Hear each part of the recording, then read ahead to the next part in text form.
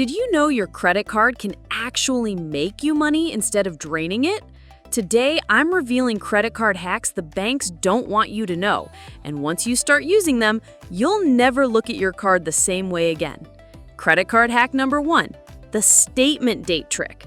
Most people think the due date is the most important date, but here's the secret. It's actually your statement date. If you make a big purchase right after your statement closes, you get up to 45 days before you even have to pay for it. That's like an interest-free mini loan the banks don't tell you about.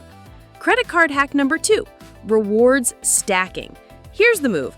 Combine your credit card cashback with online shopping portals and coupon apps. For example, buy through Rakuten or Honey, pay with your cashback card, and you're stacking rewards on top of rewards. That's double dipping the banks never want you to do. Credit card hack number 3, free insurance perks.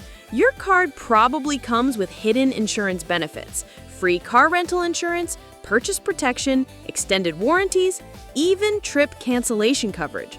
Instead of paying extra for these, swipe your card and you're automatically covered. Most people never use this because they don't even know it exists. Credit card hack number 4, boosting your credit score. Want to raise your credit score fast? Use the 15% rule.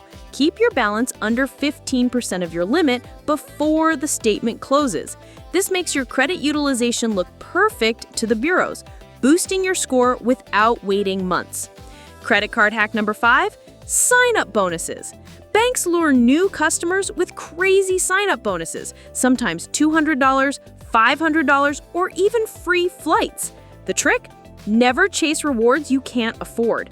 Pay in full, get the bonus, and let the banks pay you for once. Final secret? Banks profit off the 99% who don't know this. The truth is, credit cards aren't the enemy. Banks make billions from people who pay interest and late fees. But if you use these hacks, you flip the game. You're getting the perks, building credit, and paying zero extra.